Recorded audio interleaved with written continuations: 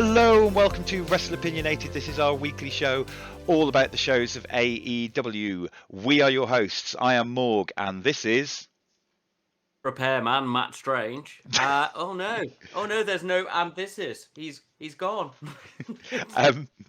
We're recording without Mio currently. We are hoping that he's going to randomly turn up and just appear.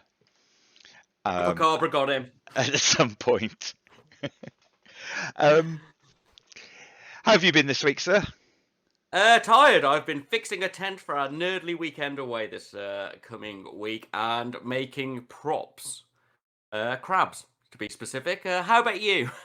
I've spent the weekend watching the same video on YouTube over and over again. I can't imagine what that was. Oh, you Mark. You massive Mark. It's just watching that crowd pop when Becky Lynch comes out. Hey, the turnaround, badoosh. So, this is the first time you may have listened. This may be the first time you listened to our podcast. I'm imagining that we may pull a couple of listeners with this one. Hopefully so. So, as such, you would need to know that we have a tier list, which is how we review the varying matches of Dynamite, overall BTE, overall Dynamite, and matches and overall rating for Rampage. Mr. Strange, are you ready to explain the tier list? Yeah, I am. Why not? Fuck it, let's do this. You all know a good tier list from various channels on YouTube, from computer games, from the school system. You don't go any lower than a D, unless we're being facetious. It is a bad match. It's a bad segment. Our time has been wasted. The match was purposeless. The wrestler didn't get themselves over. We didn't enjoy it. That's a D rank match. From there, we rock up to a C. C is good. It's what we expect from our average, middle of the show stuff or segment. The story's there. The wrestling's good enough. Maybe there's not that much story, but the match is good. You know, you're entertained. Your time hasn't been wasted. There we rock up to B, or match plus one, as I often call it. Match plus one. I want to know the story going in. I want that wrestling to be crisp and cool. I want that backstage scene to be inspiring. Teach me who the character is. B is better than good. You've properly enjoyed that moment on the television. Top of the night is normally an A rank match or segment. Story going in, story going out. A phenomenal match with no botches. You watch it all the way through. You talk to your mates about it or do a podcast about it. The segment gets the wrestler over, or it's hilarious, or it explains this feud. We want some cool fucking stuff in an A-rank match. I don't want to look away from that TV. The top of the scale is, of course, the legendary S-rank match. Paradigm-breaking story moments driven by character arcs that let us know where the characters are coming from, where they're going. It might feature interesting characters such as biker gangs, or undead wizards, or ninjas and luchadors. It's one of those rare moments. It could be somebody fighting their long-time opponent at the end of a story arc to conclude a magnificent thing with some really cool paradigm-breaking stuff in the wings. Or it could be a massive, entertaining clusterfuck of special moves in the new cinematic world of wrestling. But that's it. D, shitty. C, good. B, very good. A, awesome. And S, a thing of legend. So, moving on from there, I've just realised this is OG Wrestleopinionated. This is. Hey mate, we're back to the beginning. Just the two of us. So, moving on, the news.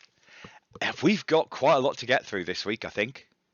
I thought I was going to be sarcastic and go, no, Morg, there's no news. Do you know what the fucking news is? But no, turns out there is actually news. So I'm going to do the first bit, which is just mainly something me and you just discussed, just because I think it's interesting. And I think it's worth a little bit of discussion for the listeners, is related to the thing that you've just been sarcastic about. It's the Jim Cornette.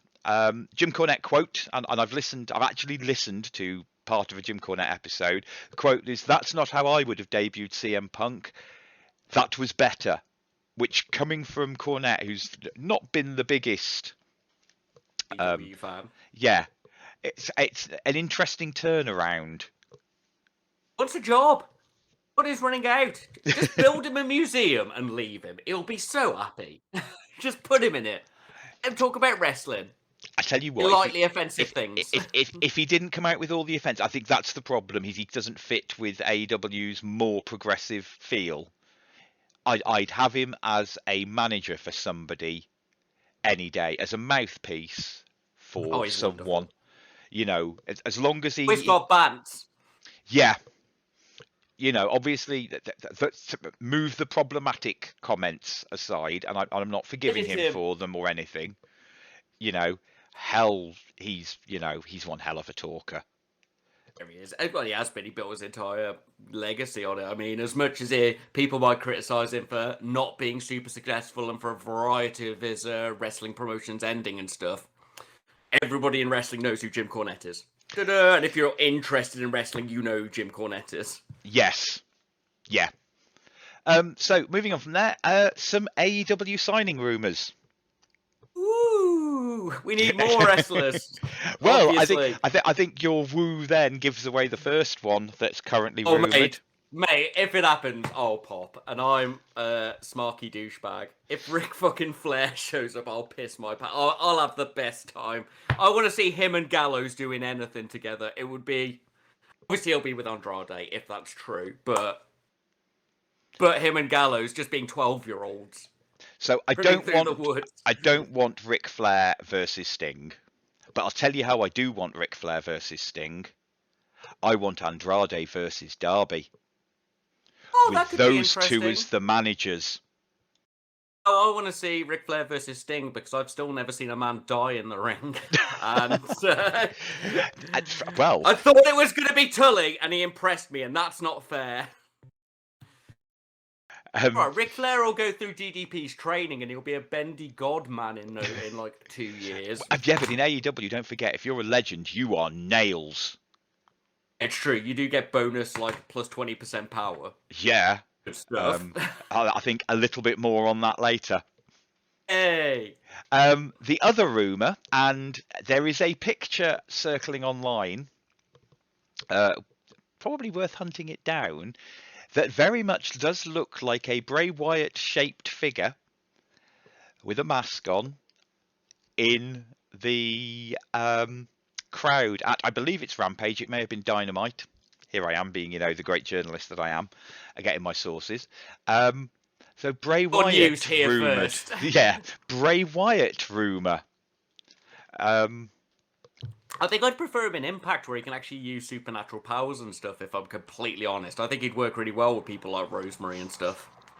This could just be the indie shitter in me. No, because this is something... You're not the first person who said this. The Raptor doesn't think that he's good for AEW. I'm quite happy to give the benefit of the doubt because I remember Creepy Cult Leader before he went supernatural. And Creepy Cult Leader, as great as The Fiend was, the Creepy Cult Leader character he did originally... based on I can't remember the character from I think it's the character from Cape Fear, but I could be wrong. Based on that character was really good. He's very versatile. It's just we've very creative. Known him. Yeah, we've known him for the Fiend. I haven't really known him for anything. I just watched the Funhouse matches, and then I saw him give his powers to Alexa Bliss and her Harley Quinn doll, and now I laugh. I laugh every time I see a grown woman fighting with a 6-inch haunted doll. If it was Lucha Underground, it'd be phenomenal. And I'd be like, yeah, but you do it in the middle of SmackDown with big blue light. Yeah, pick a side. We never did get the payoff for Ricky's doll in Lucha Underground, did we? No, it ended, sadly. But we might get it in the I Can't Believe It's Not Lucha Underground spin-off we're getting. You never know. Ah, this is true. So yeah, I think that's the main news. Quick bits of ratings. Obviously, Rampage drew a massive rating and drew important ratings in the demos. If you're interested in that kind of thing. Numbers. It's not something we particularly hit on unless it's an absolutely game-breaking amount. Yeah, like an kind of thing. But then again, I mean, this was, I think, up by a lot from last week. Hardly surprising. So, I wonder why. Moving on. Have you got any social media for us, Strange? No, Morg. No, there is no. I suppose I could put in a little thing. Another big announcement from Tony Khan is apparently coming, which will be. Tony always lets us down with big announcements, and I don't see, as much as I'm a smark and gonna be judgmental to rival you, I don't see how he can beat what has just passed within 2 weeks. Just throwing it out there. I actually have got a social media, but go on, carry on. I've just remembered one, which you just made me think Punk of. doing an interview on the oral sessions with No. Renee. What? Oh, well, that's a thing you should probably watch, Morg. Yes. Roman Reigns talked some shit about Phil, apparently, on but he's probably been pushed to for Healy Heat. Yeah. Otherwise, no. Even those two examples are CM Punk news. That is what has consumed the world of wrestling. So, exactly as I said it would. So Adam Cole did what may be his last match for NXT. Partway through the match, the Young Bucks, or at the end of the match, the Young Bucks tweeted a link to a YouTube video, and it's something like "World's Greatest Seances." Now, in canon, Adam Cole is dead on BTE. No. And Britt Baker retweeted it. Of course he did. I mean, he needs to be with them, and was always going to end up with them. I'd promote if Triple H and Shawn Michaels were personally sponsoring me. Oh no, Triple H has been destroyed in the E. He's going. I'm just worried about too many talents, unless they're going to give us a third fucking show or another 17th hour of dark. Do you know what? I'm not actually as worried. Because as much as we say this, that we're worried about in AEW, and this part of this does come from the Punk interview with Tony, not interview, the press scramble. That was one of the things he said. It was, the wrestlers are still given time to breathe. Yeah, because they're not on all the time. They rotate their roster quite well. So, I mean, Lance is setting up his new story. More on that later. But he's been off for a while.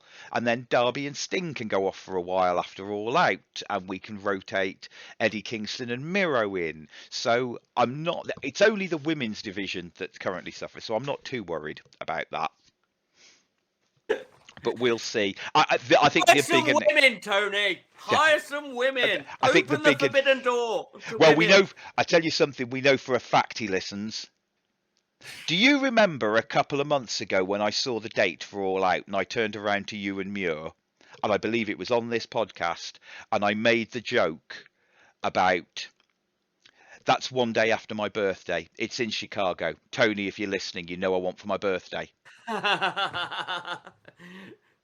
You tell me. My present. Where's fucking Kagetsu? If Kagetsu turns up in the next couple of months, we know for a fact. Or Naito. Weirdly, as much as I love Naito and as much as he's my spirit animal, if Kagetsu's music started playing, I would probably mark out like you did for CM Punk on Friday. Right. If I just did, I'd be like, oh my god, it's happening! She's here to eat the women's division. God, I love her. It'd be so good. Moving on, I guess it's time we start hitting the reviews. Without Muir, we don't have a lead guy for BTE. Skip it. It was dull. It was all right. Yeah, it wasn't for me. I really liked. So the one highlight that stuck out is I like the Ryan Nemeth bit.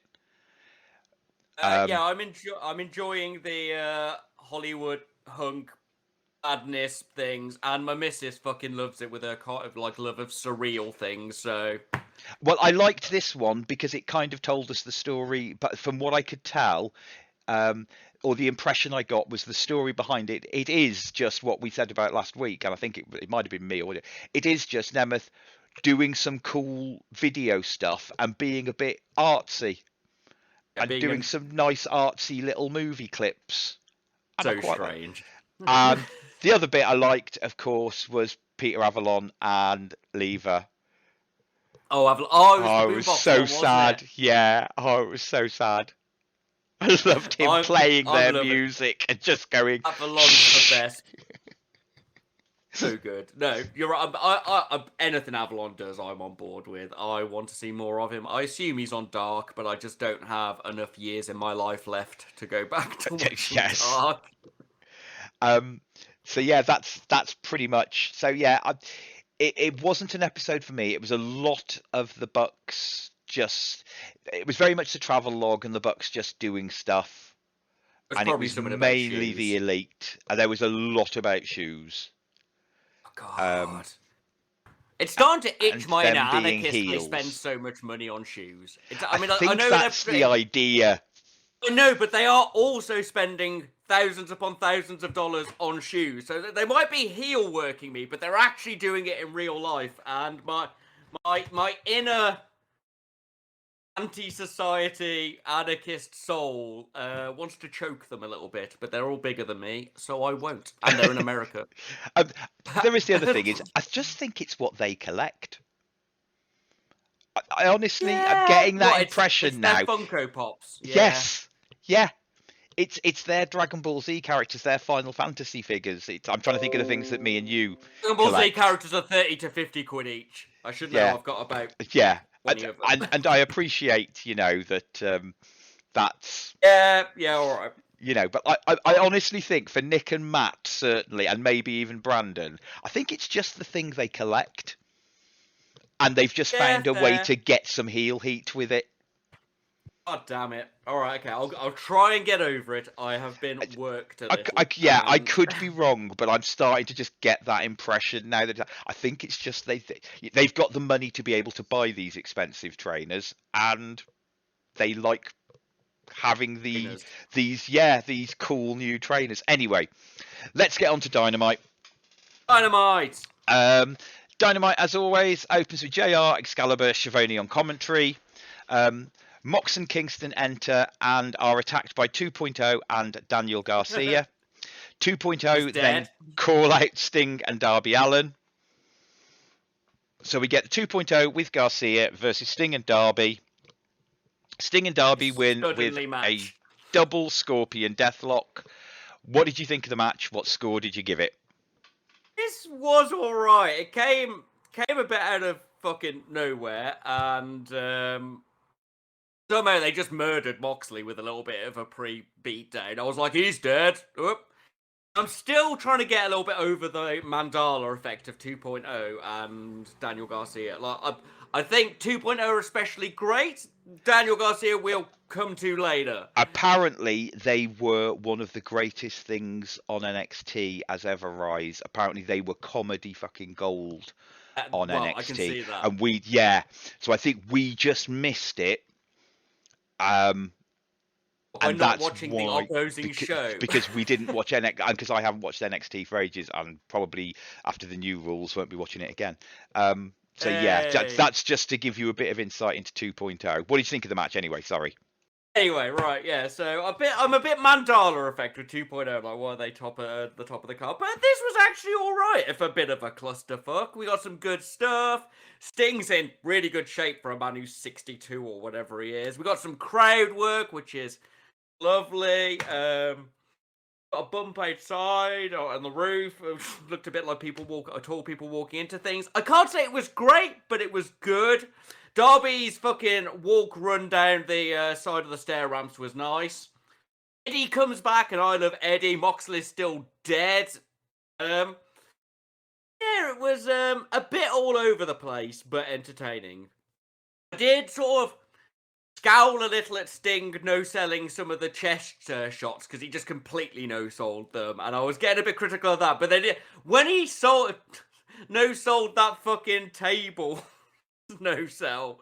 I just popped up instantly. I had to laugh, if I'm honest. So I let it off on that.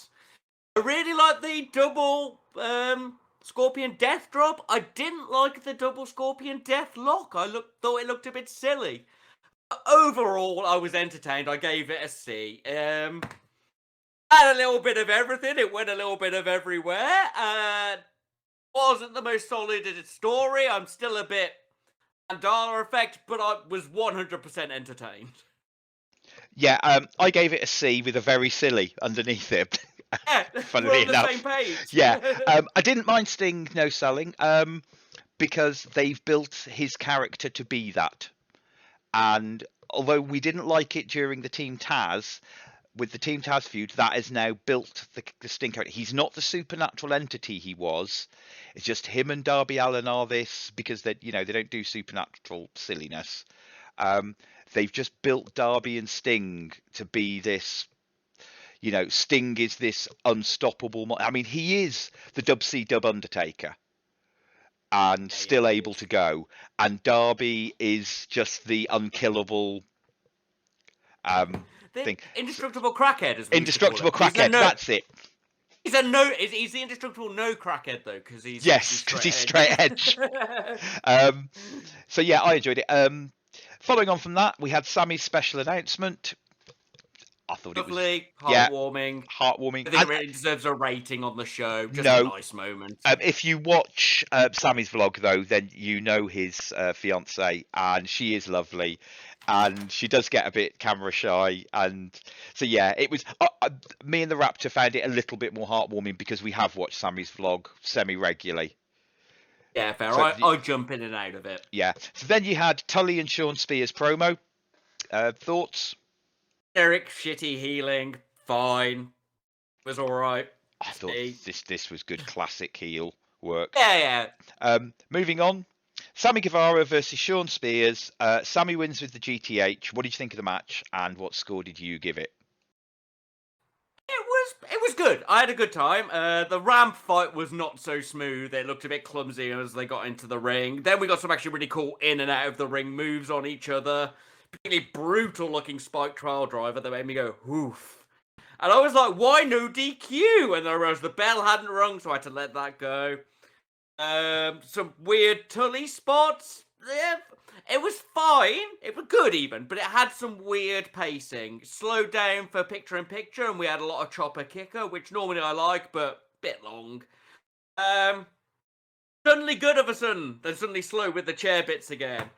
The turnbuckle cutter was awesome, and the Avalanche C4 looked wicked. The only problem was Sammy kicked out of it, so that's Spears needs a new finisher now. That's over. You can't do the Avalanche version and have a kick out.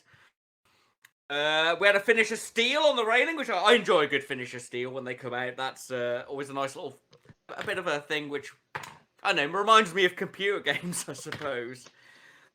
We had the 630 and the kick out, and a little bit of the go to hell, and don't think we needed the 630 kick out and the go to hell, and I found some of the going over to Pam spots a little bit weird, but overall I was entertained. Wrestling was good enough.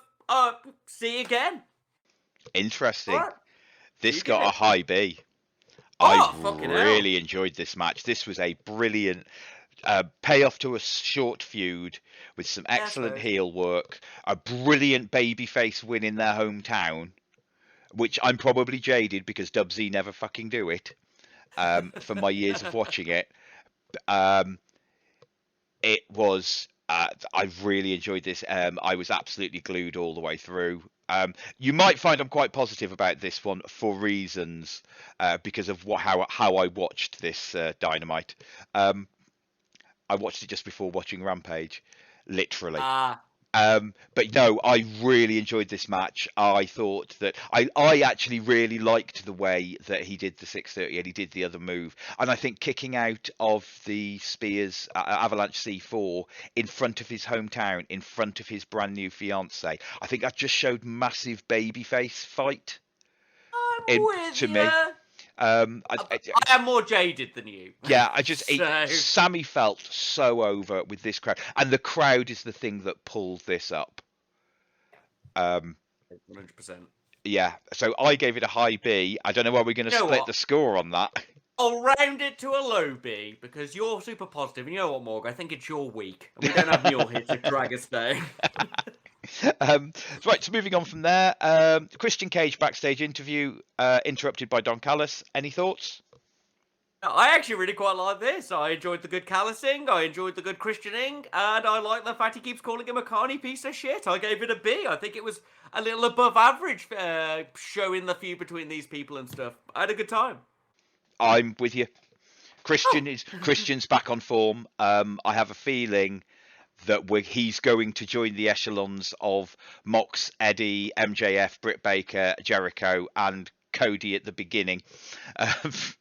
Solid promo. All of their promos just get a standard B. It's nice to see. And they fixed Christian after what was a disappointing. I care about Christian again now, and I feel like they've.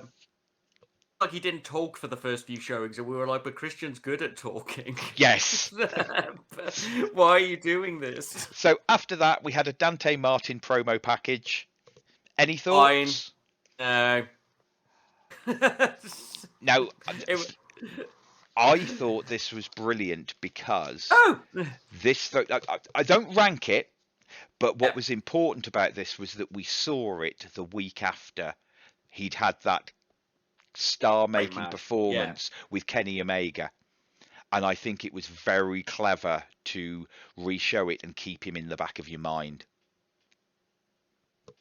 Yeah, no, I agree. Like I said, it was solid. It gets a C because it's a promo package that wasn't shit. Anytime I say skip or fine, I just jot a little C down. Yeah, that was all right. We're not angry enough to rant about it, and not positive enough to. Give him the credit. Again, it's another really good promo package, but I'm not giving marks above a C to the editors for being really good at doing editing. No. Unless you do. You are wonderful editors. Thank you for listening. I mean, unless you really hit it out of the park, like the Undertaker Shawn Michaels one, which is just a classic. Right.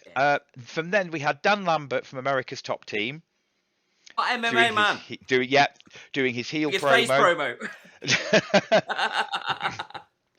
Lance Archer comes out and he's jumped by Men of the Year. What did you think of the segment? Why is nobody allowed to walk to the ring this week? Everybody who's tried to walk into the ring to this point of the show has been assaulted on the ramp. MMA man doing his, obviously I'm joking when I call it a heel promo, but you know, I agree a little bit. Sorry, his face promo. He had a sore throat this time, didn't he? I'm not sure what this added. The guy's good at promoing. Lance came down. He had some guys, but I don't feel it sort of went anywhere. It could have been shorter. It could have gone somewhere a bit more. Obviously, I love Lance. What did you think? As a person who came down to jump Lance, a heel Jake Hager would have made a bit more sense, considering it was the UFC guys in there. And it's apparently someone who knows something about UFC. These are two guys you do not fuck with. I appreciate me and you did not know them. These are two guys who you do not fuck with. They are not nobodies in the MMA world. I love Dan Lambert's promo. I thought, and I'll tell you what is nice. The anti-triggered, that it was a heel cutting the "you all get triggered" promo. So he was being. Does that make sense? It 100%. Yeah, it was really nice to see I don't want to say a boomer heel because it's a really fucking shitty thing, but a boomer in that meme, a meme. But no, I'm not. I'm fucking Gen X. Get in the bin. But the meme boomer, should we say? Yeah, 100%. It's fine to play with. It's a trope. There's a reason people enjoy it and share it over Facebook. Yeah. So, give it a C for see where it goes. Yeah, I think that's fair. I think it's a C spelt S-E-E. I'm not sure Men of the Year are the right ones for Lance Archer, but long-term storytelling. Yeah, we've been wrong many times before. Yeah. So, following on from there, quick Jericho backstage promo. Any thoughts? Jericho's always good, but I did feel they pushed the "my people will sing for me" thing a bit too far. Like I saw it from from MJF promos, Jericho promos, Twitter comments, shared things on the internet. Like I appreciate they were trying to manipulate the crowd into singing Judas, but everybody was going to anyway. We'd all got the point. You don't need to do it in every single promo section. Once again, maybe that's me being jaded, but there we are. I thought it was a great Jericho promo. It gets a B for just being a good Jericho promo. But I do agree with you. I really think when you said it last week, you said there'd be no Judas entrance music. I think everybody watching the show went, oh, well, we know what we're doing next week. And I don't think, maybe just the one, maybe having MJF cut the promo telling them not He's to. done one. But he did. But yeah, he but I mean, maybe just having MJF saying something along that, and you guys better not sing it for him. And I think that's all you would have needed, because he's such a good heel that you'd have done it automatically. A guy that I love as a wrestler and fucking truly hate as a heel. MJF is something special. Right, moving on from there. Jurassic Express with Marco versus the Young Bucks with Brandon and the Good Brothers. Bucks win with the BTE trigger. Following from that, beat down on Jurassic Express. Christian Cage for the save, who then takes the One-Winged Angel from Kenny. Thoughts and scores? Right, okay. You're gonna get a lot of this was all right from me, but in a positive way. This show, I think.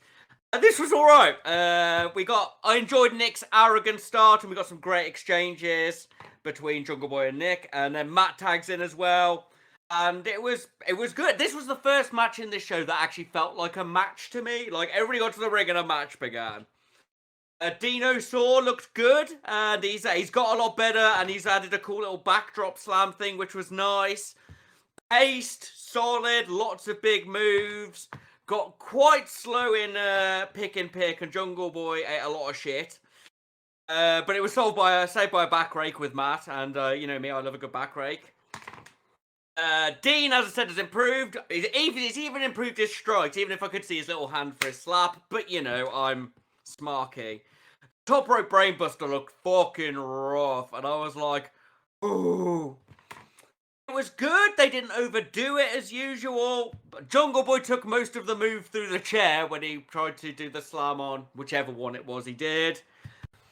Jurassic Express, it was the sling over powerbomb one. I think that's the one that is Jurassic Express. It's a really good move. And we got an exciting clusterfuck finish. Did I hugely care about the story? No. Did it overstep a lot of things for me? No. Did I have a good time? Yes. So, once again, it was a C from me. I could possibly lean to a high C. I'm very positive talking about it. I suppose the long beatdown at the end might have drawn a bit of the energy out of me. Low B from me. I really enjoyed this. I like it when these two tags. But I think this could have been better had we not seen the Bucks versus Jurassic Express.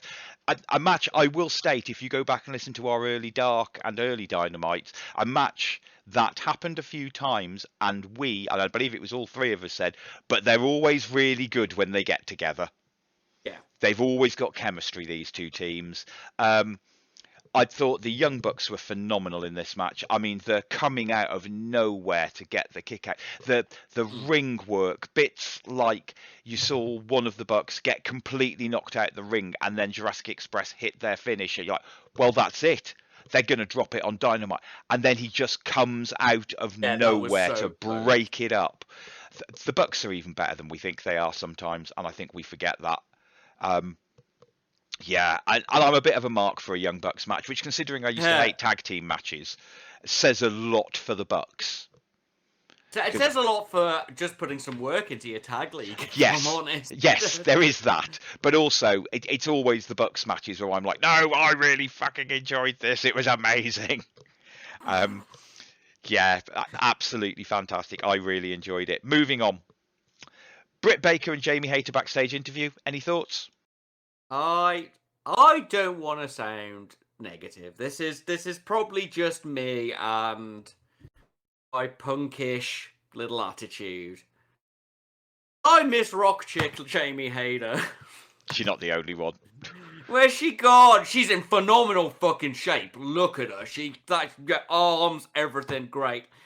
She's very posh. I don't know. My disappointment at not God, having she sounds like Paige. Oh, does she? Yes. Let's see, I suppose. I don't know. I couldn't really rate it because of my disappointment at the lack of my punkish heel rock wrestler lady. Yeah, it's all right.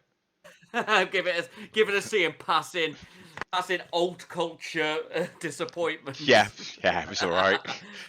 Sorry, Jamie, if you're listening, you're phenomenal in the ring and you're in great shape. But And we love you dearly and are so pleased you're here. But he's an old punk and I'm an old goth, so your old image, we were very much in your demographic. Moving on from there, Matt Hardy and Orange Cassidy promo package. Any thoughts? Matt went on for ages, and I laughed at Chuck's little cheeky smile at the end. Skippable. Yeah. I'm so bored of Matt Hardy feuding with everybody in order. Give him a break. Can we have somebody else? Yeah. Please. Maybe he's only got like so many dates and they have to try and cram them all in. Moving on from that, Paul White in ring segment with QT Marshall interrupt. Any thoughts? I actually quite like this, and I'm pretty glad Muir isn't here for this moment, because I think he was more judgmental of it than I was. He's pretty happy, isn't he? Good old Beak walking down to the ring. There was some pretty good bants backwards and forwards. He called QT Marshall plugs, and that made me laugh. He said he could kiss his big, beautiful ass. Wonderful. Showed the medical things. And it brought me back to liking the Factory a bit. Like, I was all in for the sort of weird shitlordy thing before Cody kind of dragged that feud on forever and I started hating it. I gave it a B. I thought this has made me laugh at Big. It's made me care about the Factory a bit more again. I enjoyed it. So I didn't hate it. What I did like was the fact that this felt like the real Big Show. This is the Big Show that you hear about backstage. He's a good heel because of his size. But if you know anything about him, he's actually really fucking likable. If you know anything about him backstage, apparently he is in, and this came across as a likable giant. With a bit of bants and dickhead. He was able to exactly snipe, it. and I loved it. Yeah, he had some bants, like you say, sniping at QT. I don't think anyone's clamouring for QT versus Big Show. I think it's going to be the filler match, which makes me hope that the women's match is going to be really good at All Out. It's the piss break match.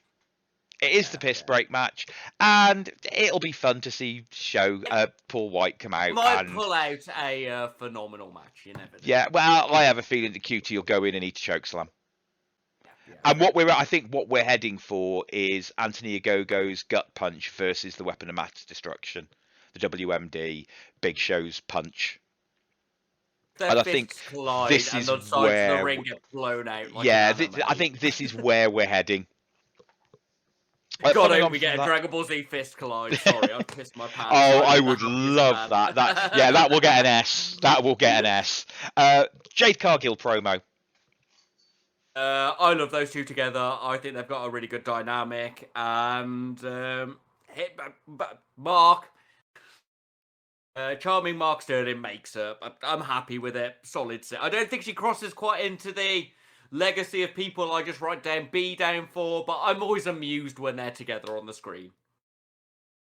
Yeah, this was all right. I'm not taken with Jade Cargill. She's got the wrong kind of heat with me at the minute.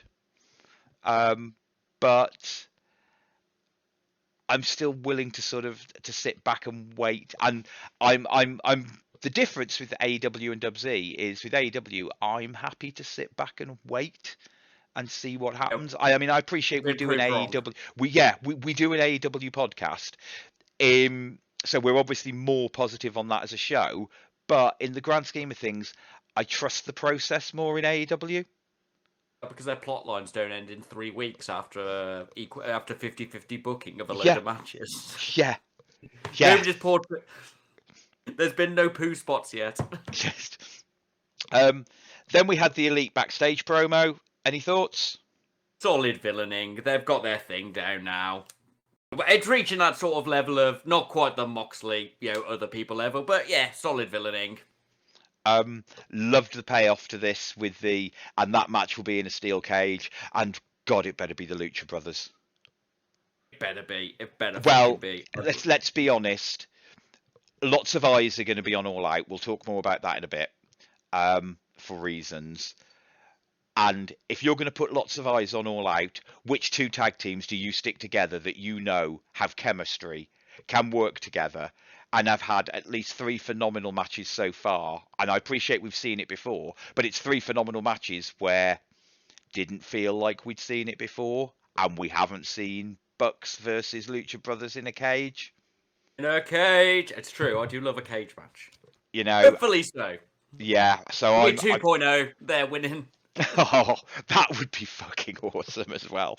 But yeah, I have a feeling it's going to be Lucha Brothers because I think that's the marquee match you want people to see when they come and watch for other reasons. Taz introduces Ricky Starks. Ricky Starks comes out, calls Brian Cage out. Brian Cage is getting beaten down by Will Hobbs, and then Brian Cage leaps up and starts nailing Hobbs, and Ricky Starks does one. What did you think of this overall? This was a bit weird. It seemed a bit like improv, like it, little bit out of there. There was a big, huge pop for Team Taz being in the ring, and I love Team Taz. I am becoming a bit of a mark for average 16-year-old high schooler Hook. Looks like a fucking backy character. I liked Hobbs' dungarees. He had really cool dungarees on. I thought they looked pretty badass. Otherwise, it just felt a bit weird to me and a bit out of place. I don't know. It just didn't quite slot together, in my opinion. So, other opinions that I've been sort of listening to over and reading over the week is, I think we are much higher on Brian Cage than a lot of other people. They don't feel he comes across in the same kind of star power that we feel. Now, we obviously may be biased because we are used to seeing him in a different promotion called Lucha Underground. I didn't hate this as much as other people did. I quite liked the idea of going to beat down Cage. Cage gets up. Oh, shit. And Ricky Starks doing one. I thought it was great heel work from Ricky. Good cowardly heel. Yeah. My first and main statement is when Ricky Starks came out was like, yeah, he looks like The Rock. And that's not an insult. Pebble. Yeah. He hates being called The Rock. He hates those. I know, but God, is he playing up to it, coming out with the glasses and everything else. He's great. I love Ricky. I just hope he gets, I don't know, a better prepared segment. He is not. They're better when they bants. Yeah. He is not the new Rock because that is a death knell to anyone. But he's got that charisma and presence, and that's what I actually meant by he came out looking like The Rock. Yeah, I got it. And he had the sunglasses on, which really did make him look like The Rock. But yeah, he has that charisma and presence. So moving on from there, we had the Death Triangle backstage promo interrupted by Andrade. Any thoughts? I actually quite like this one. I've just written down a bunch of quotes from Pac, if I must say. I told you last week. Brilliant. Grown yourself a pair of bollocks. I laughed at the size of the contract for the conditions. Yeah, I gave it a C. I think this is probably the best segment they've had as rivals, if I'm honest. It actually felt like a segment and some threats as opposed to just a bit awkward. I'm giving it a C, mainly for Pac. Had Pac not been Pac in this, it would have got a D. Why have you employed Chavo to be Andrade's mouthpiece and Andrade keeps talking? Not that Andrade can't talk. This is not me shitting on Andrade's ability to talk. This is just this is one of those Legends things that I don't completely understand. Sting and Darby do it well because Darby will cut a promo. But if Sting's cutting a promo for Darby, Darby doesn't cut a promo. If Arn is cutting the promo for Cody doesn't cut the promo. Yeah, exactly. Etc. If Jake and Lance might have a couple of words, but if Lance is cutting the promo, Jake just stands in the back looking creepy. Alternate. Let each one build the different aspect of the other. Yes. Maybe they'll sort of get this right. It just doesn't feel. This one actually feels like you haven't had enough Chavo being the mouthpiece and then Andrade coming out like we've had with the others.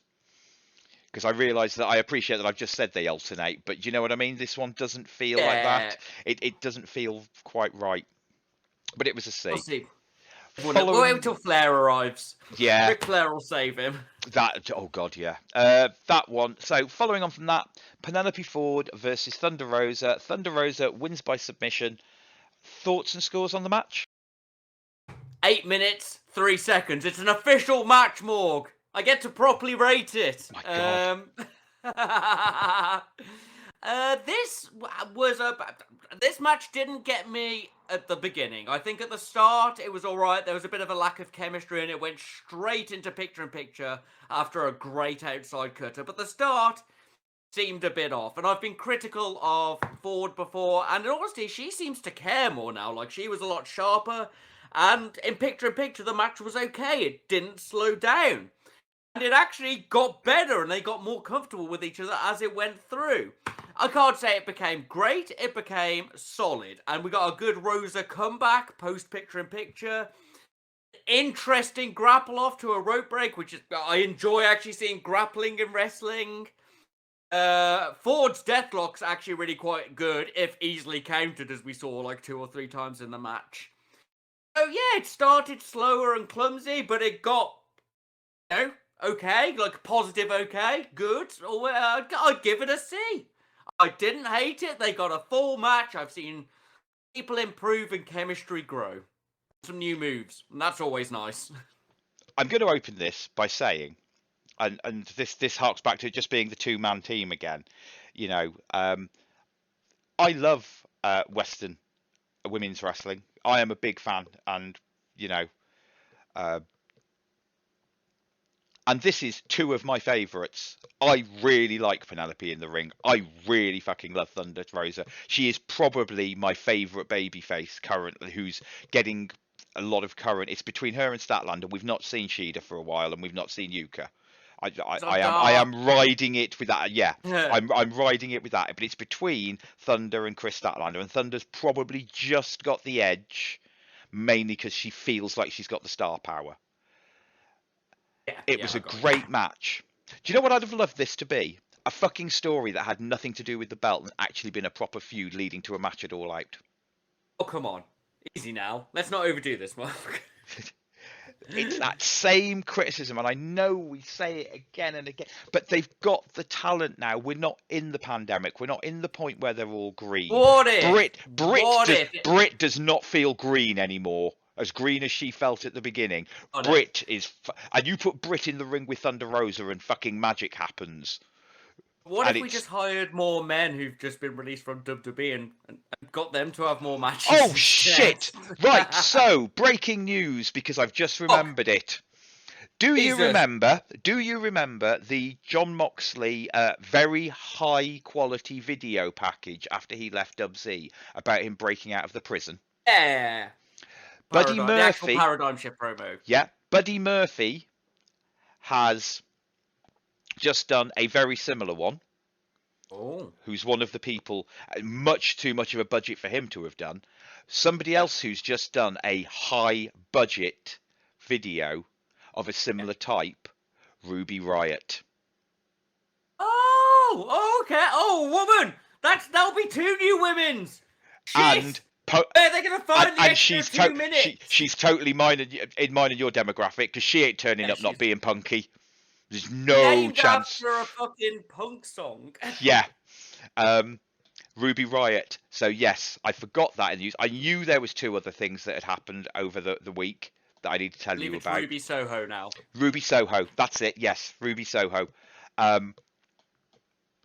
Yeah. And she would be a good addition. As long as you do some fucking stories. Easy now, easy. But you've got yourself a bona fide talent there. Yeah, hopefully so. Yeah, so I gave it a C. I gave it a C as well, which is where I was going. This was a great match. It was a good, solid match. I enjoyed the match. I just wish there could have been. I think these 2 could have had a feud on the side of Britt Baker's feud with whoever it's going to be. Where are we going to find the time for more women's promos? Come on now. So, Dark. Moving on. Brock and Arn Anderson backstage interview. Thoughts? Nothing is stronger than love other than Ole Anderson's genes. Because Ole Anderson decided to have a son named Arn, and he just birthed a little clone of himself. And Arn himself has birthed a little clone of himself. That man has no recessive genes. They are only dominant. Just all born to look like sagely men who go out hunting and teach you about the world. Anyway, solid Arning. I like Arn 2's voice. I like Old 3's voice. And I liked him go, "No, Dad, this time I'm telling you." Man, Ruth went, "Ooh," when he said that. Yeah, fine. See, I'm intrigued. Yeah, I liked See where that. it goes. I think Flair. Woo! I'm hoping that it isn't the squash match. Yeah, hopefully. I wouldn't have thought so. I think this is Arn's son, so you're going to get a level of respect just for respect for the business. Don't care about Arn's son. More Hook matches. Look at him. Fucking look at him. I have a feeling he's not ready yet. I don't think fair. he's been training long enough. But I think they got this thing where he's training with Cody, etc., and QT, and he's not quite ready. But they're all like, "Fucking look at him," and everyone's like, "Yeah, fucking get him out there." Because when he has his first match, when he turns on Ricky, he'd best win. I am already a Hook mark. I'll buy a fucking shirt. Yeah. Look at him. He looks like an anime character. Yeah. When Hook turns on Ricky, whichever way he goes. Sorry, Brock. I also like your name. It means badger. You also look great, but yes, my anime fan can't help but laugh when I see. So Hook. Moving on from there, we had a Miro promo. I'm just giving him a B. You can fight with me all you want. He sits. Right, this is the interesting one. We're either going to have an argument or you're going to agree with me. Yep. Mox promo. Shall I give you my score for this first so you can make a decision? High A. This nearly hit an S. And I will explain why after you've given your thoughts. Well, I've only got 6 lines of notes on this. He's got some great balls. Sorry, bants. Some great bants there, and it was fucking top moxing. Put it at suddenly 2.0 in the top leagues with the Mandala effect. Just a random, immense promo for some guy. I gave it an A. Yeah. There you go. So this is the head of Mox's heel turn. Think of all the people he called out in this. How he talked about having the company on his back. And he talked about calling Hangman Page an emo bitch. BTE references. Stuff. Yeah. And it just so fast and snappy. It was and how good does it feel that, Mox should feel this pissed off. This is purely heading towards the Mox heel turn. And God, the match against Hangman after Hangman wins the belt at Full Gear is going to be good. Yeah. The match at Double or Nothing. I was just listening to the promo, and he went through the books, he went through the Elite, he went through Hangman. I was like, fucking hell, what's this flowing poetry of promo for? Who's he fighting? Who's he called out? Daniel Garcia! Some guy! Yep. Mox will put you over. Fair fucking play, Moxley. As much as you're not my favourite guy in the ring, your promo game is... Yeah, this is back to form. And of course, all of this was all leading up to something that happened on Rampage as well. Him calling out all these people. This promo was phenomenal. I love Mox and I love his promos. I'm only going to be sad about one thing. It's going to be the breakup of the husband and wife couple of Mox and Kingston. If he turns heel. You can go heel with him. Kingston's better heel. He loves being a heel. It's his thing. But he's far too... I think he's just as over as Mox at the minute. Actually, he may have overfaced himself with his little stupid smiles and stuff. Yeah. Could be right. We'll have to watch this. Because Kingston... How over is Kingston? You've heard those crowds chanting for Eddie. Makes me laugh because he's just a random guy I met at training one day. I know. A year, 18 months later, he's one of the biggest wrestlers. I should have spoke to him more. I didn't know who he was till I got home, I suppose. That's fair. But yeah, so that is my only sad thing about that. Right, moving on. We had MJF versus Jericho in the 5th Labour of Jericho. MJF wins with the salt of the earth. What did you think of the match and what score did you give it? Right, here we go. Oh, what an end to the show. I still think he should have come out to break the walls down. I'd have pissed my pants if Jericho break the walls down. Would have been great. We start with a very classic cheer boo off, which I actually found kind of amusing and a little bit heartwarming, if I'm honest with you, a little bit nice. Then it carried on being very slow and a bit pantomime for a while. I did enjoy the camera spot and the camera punch. Once again, very pantomime, made me laugh, and then the finger at the camera. Eventually, we got to some strikes. That was nice, and I've always got to applaud limb work, which was solid throughout this. It helps tell a story. Picture-in-picture was slow, and that didn't help it. It did get solid past it, and the pace picked up after that, but we're like 2/3 of the way through the match at this point. Got a solid lion salt, and it's always nice to see Jericho pull out some moves that, sometimes he doesn't quite make, like, because he's getting older. Needed a few more impacts for me. It was alright. I enjoyed both of them going to cheat at the same time. A bit weird that Jericho didn't do the Judas effect whilst he could cheat, but I think Aubrey was meant to turn around or something, so that was a little bit weird. MJF did a bad Judas effect. No, let's be honest, MJF did a Judas effect. Yeah, okay, fair cop. And a tap out. I quite like the unexpected ending, the paradigm-changing ending, although the missus did call it. I'd give it a C. It was solid and entertaining enough. I suppose I've got to round it up to a B because of all the story, and I do say story in, story out is worth a rank, but I was incredibly underwhelmed by this match. So it got a high C from me. Right. I'll let you make the final call on that. It's a high C. Yeah, I think that's. I think that. So no, I'm completely stealing this off one of the other pundits I've been listening to actually today in their review of Dynamite, and I think the idea of, and I completely agreed with him. I liked this as a story, even if this is just our own headcanon, that the reason Jericho went to do the Judas effect and then stopped is because he's been training himself, even though he could have done, because he's been training himself not to use it for the past week. Right, okay. And I love this as a bit of headcanon. He's been training himself for the whole week not to use it, and it got to the moment when he went to use it, and he just automatically, oh shit, I can't use that. I mustn't use it, even though it makes no sense storyline-wise. It makes sense if you think of it that way. It makes no sense in the fact that Aubrey was looking the other way.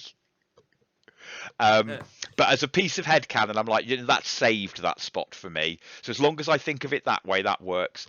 It was a good match. I was shocked by the ending, though I'm not surprised Jericho put over MJF. I thought this was the one where MJF was going to finally get his comeuppance. Maybe that's to come. Bigger. Hopefully so. He does need a comeuppance. It's been a while since he's had one. Unfortunately, I've got a feeling I know who it's going to be against. Though that person is there to help people. I think his comeuppance is going to be Daniel Bryan. God, I hope so. You don't want your comeuppance to be our Daniel Bryan. He's one of the... He'll beat shit out of you legitimately. Yeah, and I think Bryan Danielson is actually the one to be MJF's comeuppance. I think that one works for me. Because it'll be so out of nowhere. Yeah, fair.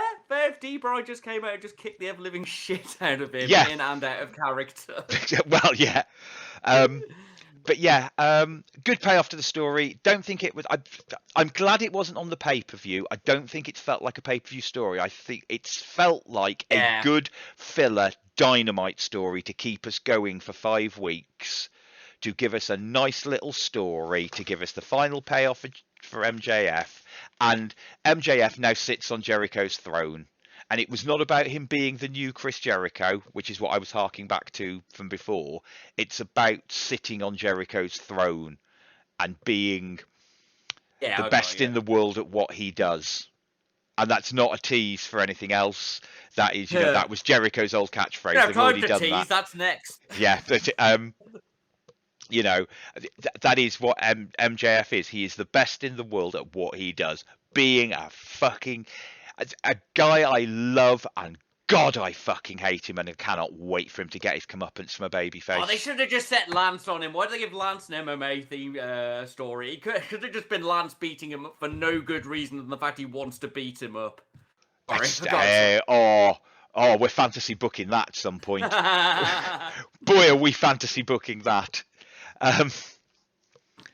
So yeah, that's it. That's our review of Dynamite. Our thoughts on Dynamite. So, Mr. Strange, through the power of letter maths, what overall score? It's a high C. Yeah, high C. We got a little bit we didn't like. We got some stuff we really liked, but otherwise we got a big batch of. That was pretty good.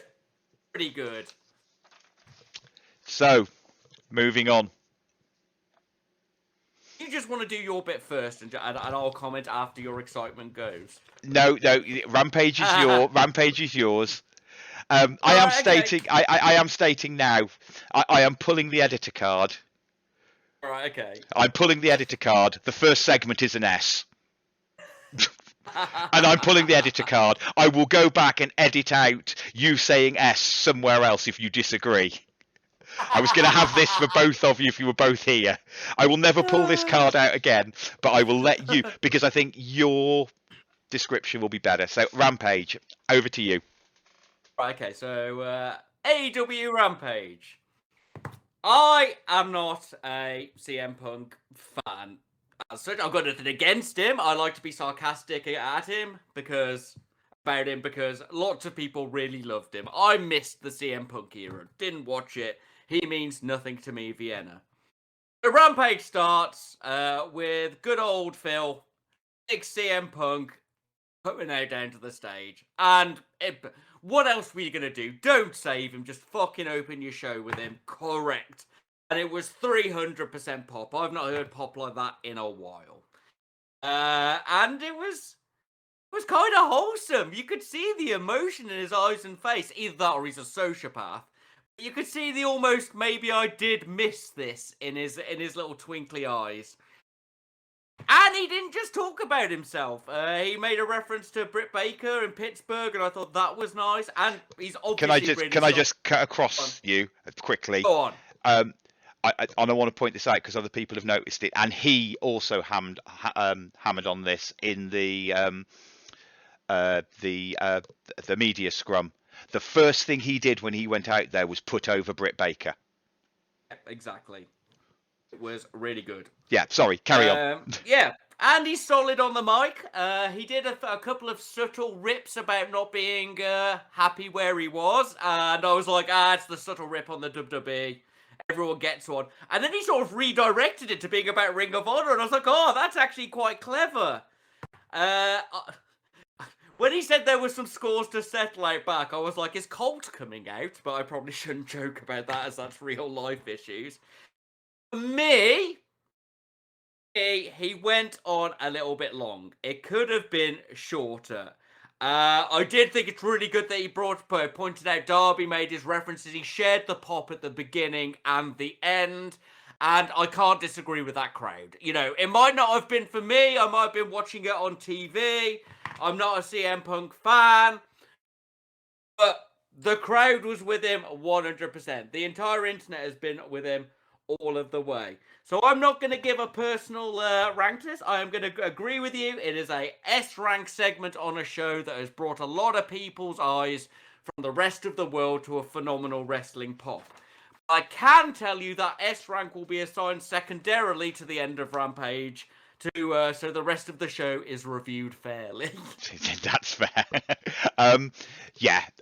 This was phenomenal. And I'm now going to try and be objective about this. Go on. Obviously, I was very happy. I am one of the... So, there's 3 segments of wrestling fans around CM Punk. There's my segment, which is we've waited 7 years for this shit. There's the segment of people who hated him for walking out and leaving him and have been very down on him because of that. And then there's the segment of the lapsed fans, if you like, that were fans of his. So I'm going to try and be objective because I'm obviously in that I've waited 7 years for this shit. Yeah, go on. As a promo, First thing he did was put over Britt Baker. God, did you hear that crowd pop for Darby and start chanting Darby's name when he's in the ring with CM Punk? I chanted Phil at the TV for you.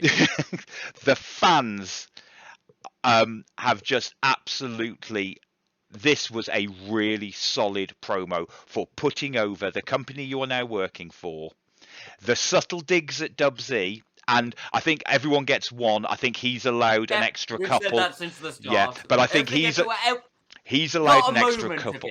Yeah, he's allowed an extra couple of snide marks because of that. Yeah, sacking him on his wedding day. I love the professional wrestling comment, and he just felt like he's got his love back, and that's the important thing in this. He lost. Don't know if he had until he'd stepped into that arena. He'd been getting it back over the last 18 months when he was talking to Tony Khan. He has been on the quiet, telling everyone he's not watching the product, and he's watching it. They talked about Darby Allin in the media scrub, and he said, "Yeah, that dive. I don't want to take it. Looks dangerous." He also put over loads of the young guys in the media scrum, but that promo was phenomenal, that pop. And the other reason it's important is the amount of things. Now, I don't go on the places that you do, like Reddit and 4chan, which is full of the people, a lot of them, who were the ones that were the segment of Punk fans who were disappointed with him leaving, the ones he addressed at the beginning of the promo. Attempting to get... I've seen all three types of 4chan on the CM Punk thing. The CM Punk overmark, CM Punk, he's a traitor now, and people like me who just want to call him Phil and say he lost at MMA. Yeah. Even the hardcore WWE fans who think he's a traitor cannot deny the rating shot up, and it was a great moment. So I go on other medias. The amount of people that I have spoken, I've even spoken to some suggesting AEW matches they should go and watch in Rediment. The amount of lapsed fans who are going, and people on our own little chat board that we have, not the one related to Wrestleopinionated. Who are all, or lapsed fans who don't watch anymore but used to watch wrestling and happen to be LARPers. There's quite a few of them on there, and a lot of them are all going, Morg, strange. What AEW stuff should we be watching now to get ready? We maybe watch some good matches. Yeah. Well, I'll tell you. Yeah. Watch the Women's League, except for this one match. Just watch Thunder Rosa versus Britt. Quickly, while we're doing this, Strange, off the top of our head, matches you should go and watch from AEW. Britt Baker versus Thunder Rosa. If you're listening to this first time because of Punk coming back, these are the matches you need to watch. Oh, shit. Some of the Young Bucks versus the Lucha Bros, early ones. The one with the ladders, that was good. Hangman Page, Kenny Omega versus the Young Bucks. Stadium Stampede, 1. There is another one. It's on the tip. I can't believe I'm the one who's going to do this. Best Friends versus Proud and Powerful. Oh, Best Friend. Oh, shit. My meme match. Best Friends versus Proud and Powerful. Brody Lee versus Cody. Oh, God, match. Yes. And there is at least one more I would recommend. Kenny versus Pac. Oh, fucking hell. Kenny versus Pac. Yeah, all of that. Both of those. Yeah. All three. How many there are. Watch those. Versus Orange Cassidy. First one. Any of the early Alan Angels matches. Yep. Right, let's get back onto doing our current wrestling show. So, this was phenomenal. Yeah. Moving on.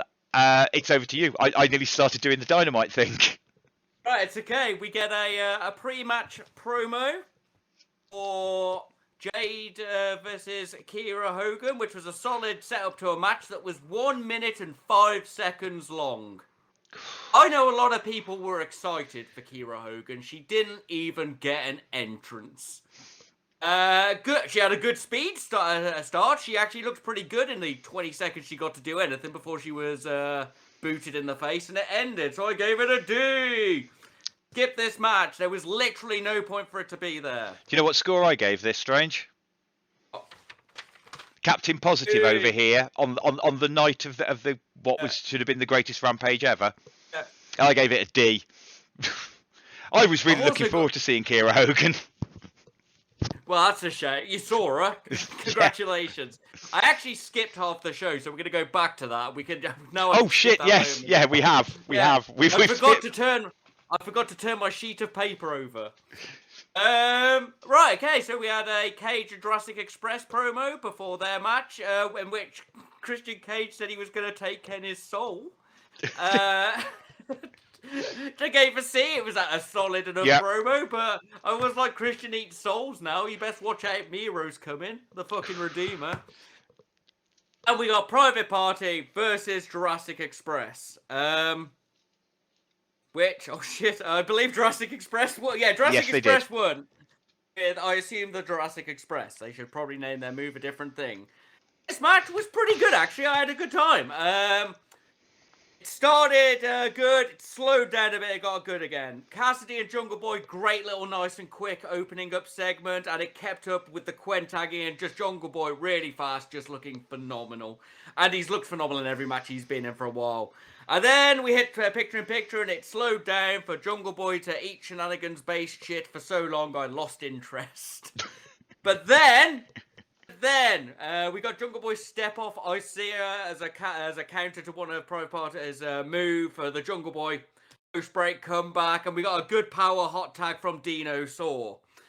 And then he was in there for like 30 seconds before he tagged Jungle Boy back in. I was like, Jungle Boy's got a lot of health back very quickly. It didn't bother me too much. There was a bit of a long setup for the counter reverse shoulder destroyer off Dino Saw's shoulders, but I think it looked quite good. Normally I like to complain about a Canadian destroyer, but the actual height adds to it, if making it incredibly dangerous. Quen missed a springboard shooting star, and that felt a bit bad for him. But otherwise it was all pretty good there. We got a silly string counter into a Jurassic Express, and I enjoy a good silly string counter, especially after when they first opened the show.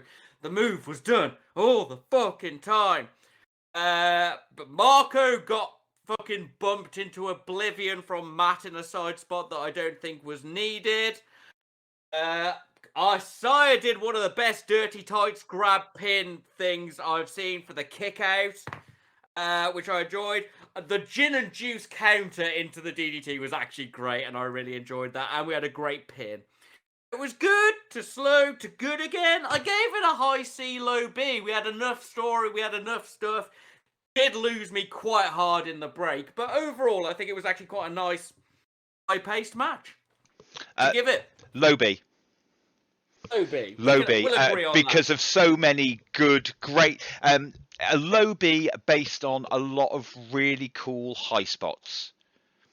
So if you're a wrestling purist, you can assume it. You know, you can go with Strange's high C, but low B from me because of just that Canadian destroyer. I watched that and I went, I bet Strange doesn't hate that one.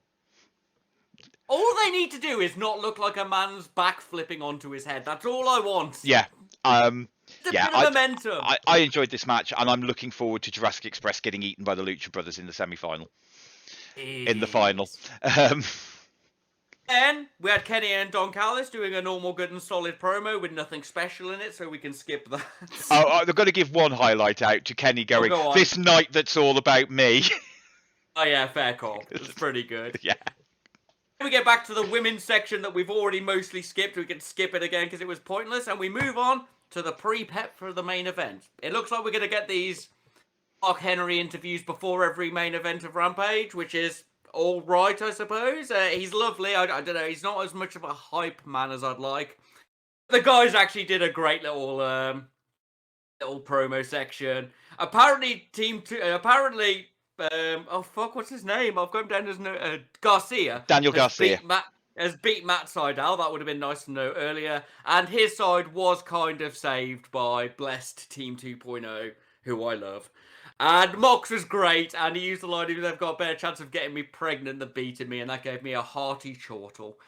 I think that was a solid sort of pre-match warm-up, sort of let me know who the guy was, and I gave it a B. Yeah, much the same. I think Mark Henry's just warming into this role. And yeah, I got you. It did sound half asleep for most of the show. Like, well, he's very softly spoken anyway. and I think he's warming into this role, and I think it's actually quite a nice role. I quite like. I think for what they want Rampage to be, I like this. Mark Henry just has the in the middle, and just basically you add that little bit of star power from him being there. Not needed when you got someone like Mox or Britt Baker in Pittsburgh, but maybe next week when you've got some other younger guys you want to put over who are still in that top tier, that little bit of extra star power helps. And I enjoyed it. On to the match anyway. Mox versus no entrance Garcia. Could have had an entrance, guys, especially as Mox's is like 20 minutes long. Could have just not had that women's match. And I don't want to say that about women's matches, but come on. This match is a really hard one to rank. Mox obviously wins, I believe. Yeah. I should probably make those on my notes. I'm not used to doing this. And we get a great brutal start from Mox. Mox felt a lot more Japan in this. He seemed like he was going a bit more shoot, choppy things. I love the fact they opened with him just choking him straight to a corner and stomping and slamming him. Garcia, really good wrestler. Good limb work. His leg blocks looked fucking brutal. Really good rolling and such like. Just fucking great. Really good submissions. But he's got no personality. He needs a character. I'm sorry. Mox did some of his incredibly weak-looking headbutts that I always judge him for. Don't do headbutts. Just don't do headbutts. 99% of wrestling headbutts look shit. They should go in a full Maki Ito side or a Kakeshi. Just don't do them. But he does have fucking phenomenal inside-out suplexes, and I love those. It's a really hard one to judge, because the stories come out of nowhere. With this Mandala effect man who's suddenly at the top of the card for some reason. Weird.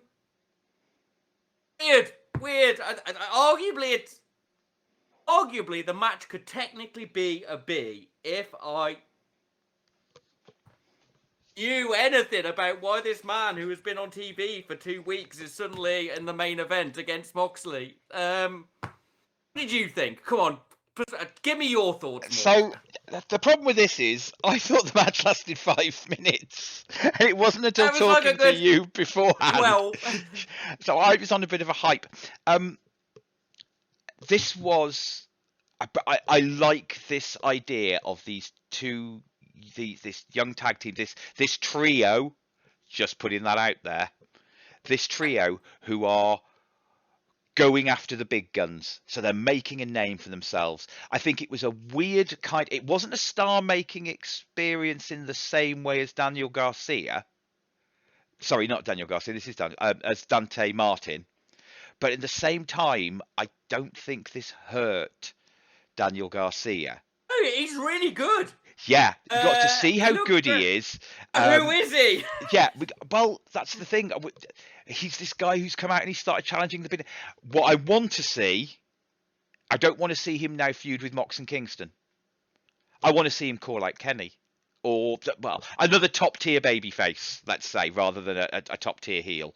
I want to see 2.0 call out the Lucha Brothers. I want to see these guys keep calling, and it doesn't matter if they lose. If they keep on putting on the kind of performances they are, it's not really hurting them at the minute. I mean, their enhancement talent.